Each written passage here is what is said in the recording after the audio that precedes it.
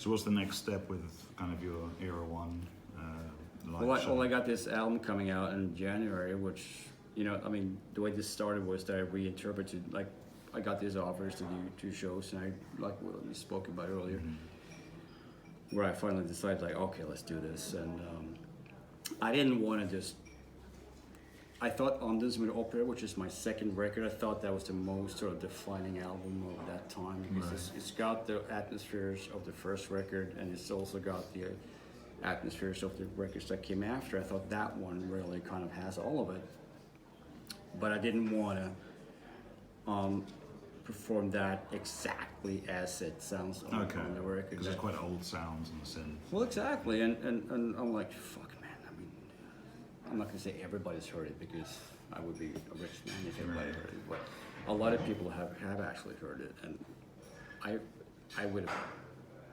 been so bored out of my mind if I was gonna just perform it exactly that way. Yeah. So, was that an issue? Like when you can, obviously when the early albums are created with fairly much more basic synths than we have now, and well, I mean, I've had 20 years to learn more stuff and acquire more equipment and know and have better ideas of how to get stuff to sound basically much better and more interesting. Because the live shows actually sound, although you're playing obviously a whole album through, they sound much more sophisticated than the actual albums. Well, yeah, well, and I was getting to that. You know, it's, once I started re-recording it, I was getting all these new ideas, and I just realized that, fuck, man, I missed a lot of opportunities the first time. There's all this melodic content that just inspired me to add more melodic content on top of it, and extend it and add all, because I felt the original lacked percussion. For you know, that's just one thing I thought that it lacked, and so I started adding like a lot of really big, so almost like live-rocky, almost, you know, militant fucking percussion to it, and that got me inspired to do even more stuff, because one thing always leads to another. So in the end, the original record is like, I don't know, like, it's not a long album, it's less than 40 minutes. The result of the reinterpretation was about an hour. Right. So it's a lot of new material.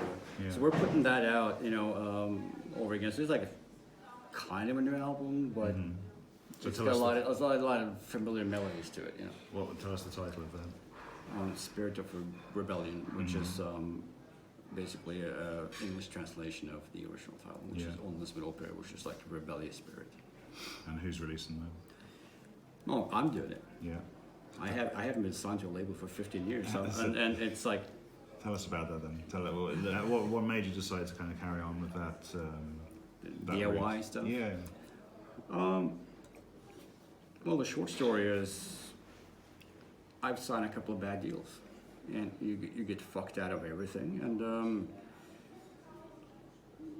why hand over your fucking rights to somebody else so they can buy a fucking Porsche or a house in Spain or some shit like that, which I'm fucking sure I've financed in my lifetime, when you might as well do it yourself. I mean, I'll sell less copies, but I'll make fucking, you know, this is maybe the cynical Mortiis, but I mean, I have to be that I will make more money doing it myself. I mean, I'll sell less copies, but I'll see more cash. Right. You know, it's nothing I like fucking saying on camera, but it's the fucking truth of it. Yeah. You know, and everybody should do that. I don't think everyone can do that in a way, though. I think you have to be kind of established, you know, because you are in a fairly unique position in your career. I think you're able to, like, the Mortiis name carries enough weight that you can do that. I think a lot of newer bands make the mistake of thinking that sort of labels are, you know, a moribund concept, but then they get kind of lost amongst the millions of bands that are coming out, because Mortiis is so iconic. You kind of are in a position where you can. I am very iconic. Yes.